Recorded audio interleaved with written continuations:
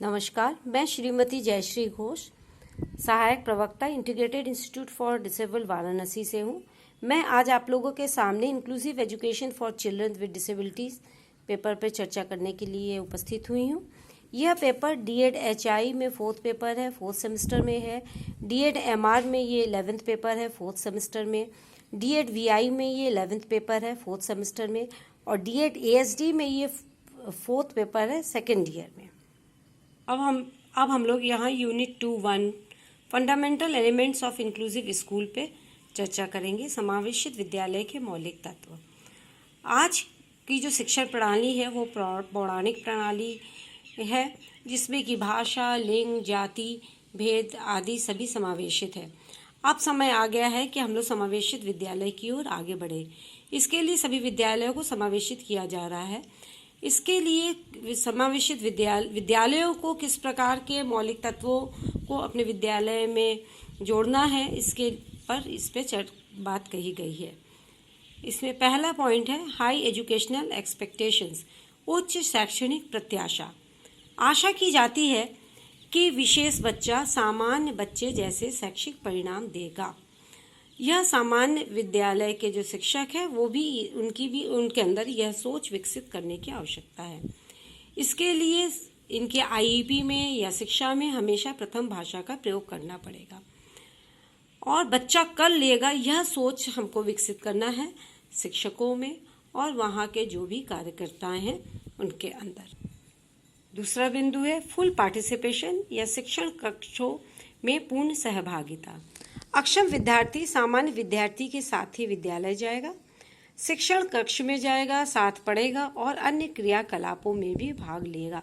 शिक्षा के अतिरिक्त जो क्रियाकलाप है उसमें भी ये बच्चा भागीदारी लेगा। आर्गुमेंटेटिव एंड ऑल्टरनेटिव कम्युनिकेशन, वृद्धिकारक एवं वैकल्पिक संप्रेषण। इसके लिए सहायक रखे जा सकते हैं, क्योंकि बहुत सारे ऐसे बच्चे हैं, सेरेब्रल पाल्सी से युक्त बच्चे होंगे, हियरिंग इम्पेयर्ड बच्चे होंगे, जो कि सामान्य रूप से संप्रेषण नहीं कर सकते हैं और सहपाठियों को भी उनकी भाषा, उनके संप्रेषण के तरीकों के लिए प्रशिक्षित करने की आवश्यकता है। चौथा बिंदु है करिकुलम एवं इंस्ट्रक्शनल सपोर्ट्स, पाठ्यक्रम एवं अनुदेशात्मक सहयोग। पाठ्यक्रम एवं अनुदेशों की संरचना सभी श्रेणी की विविधता वाले बच्चों के लिए की जानी चाहिए।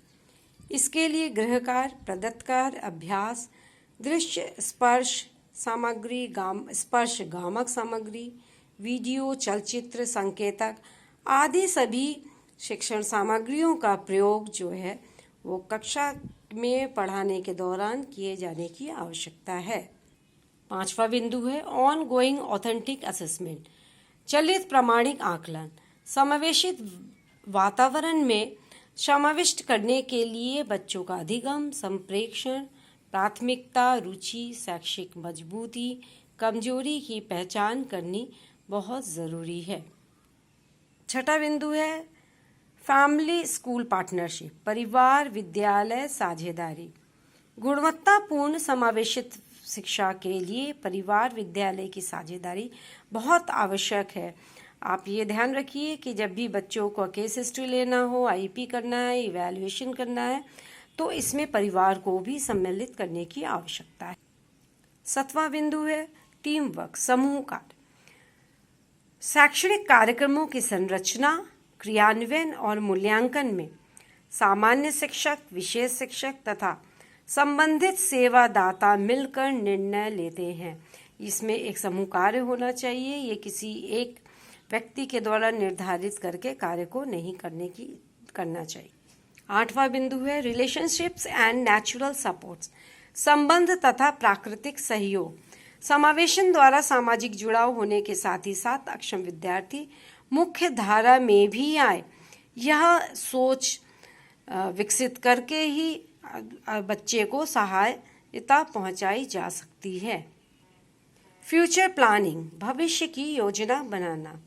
सामान्य बच्चों की तरह अक्षम बच्चों के लिए भी वार्षिक योजना एवं पाठ्यक्रम का निर्माण किया जाना चाहिए और बच्चे की रुचि क्या है ये आदि देखते हुए हमें उसकी भविष्य की योजना बनाने की जरूरत है। 10वां बिंदु है स्वनिर्धारण या सेल्फ डिटर्मिनेशन। इसमें अक्षम व्यक्ति को अपने ही शैक्षिक कार्यक्रम निर्धारण का हिस्सा बनाना चाहिए, जिससे वो अपनी इच्छाओं को बता सकते। यह एक जो विधि है यह सामान्य बच्चों की से थोड़ा सा अलग है। यहाँ पर हमें सामान्य बच्चे से हम विद्यालय में नहीं पूछते हैं, बहुत जोर नहीं देते हैं कि उसकी क्या रुचि है, परंतु हमारा जो दिव्यांग बच्चा है इससे हमें पूछकर उसकी किस चीज़ में रुचि है, उसकी कितनी क्षमता है, उसके आधार पर ही हमको आगे का कार्यक्रम का निर्धारण करना चाहिए। 11वां, special and general education reform, विशेष तथा सामान्य शिक्षा सुधार। सामान्य एवं विशेष शिक्षा में सुधार करके शिक्षार्थियों का एक समुदाय तैयार करना और विद्यार्थियों को समावेशित किया जा सकता है। तो यहाँ पर हमें सिर्फ सामान्य शिक्षकों में ही सुधार की आवश्यकता नहीं है, हमें यहाँ विशेष शिक्षा प्रणाली में भी बहुत सुधार की आवश्यकता है, जिससे कि हम समावेशित वातावरण तैयार कर सके। और आखिरी बिंदु है प्रोफेशनल डेवलपमेंट यानी व्यावसायिक विकास। इसके द्वारा हम सामान्य एवं विशेष शिक्षकों में समावेशन के योग्य एवं गुणों और अधिगम को बढ़ावा दे सकते हैं। हमें समय समय पर व्यावसायिकों को नई तकनीकी का परिचय कराने के लिए कुछ शॉर्ट टर्म कोर्सेज इत्यादि का आयोजन करते रहना चाहिए। इस पाठ को करने के उपरांत, जैसा कि आप सभी को इससे पहले भी सूचित किया जा चुका है, कि आपको कुछ प्रश्नों के उत्तर अपने व्हाट्सएप ग्रुप में देना है। तो यहाँ हम 2 प्रश्न दे रहे हैं, जिसका उत्तर आपको अपने व्हाट्सएप ग्रुप में देना होगा। तो पहला प्रश्न नोट करिए, वह कौन से मौलिक तत्व हैं जिनकी आवश्यकता समावेशित विद्यालय में होती है। दूसरा प्रश्न, वह कौन सा मौलिक तत्व है जिसके अंतर्गत अक्षम विद्यार्थी अपने लक्ष्य के निर्धारण में शामिल होता है। आशा करते हैं कि आपको यह पाठ समझ में आया होगा और इन प्रश्नों का आप समुचित उत्तर दे सकेंगे। धन्यवाद।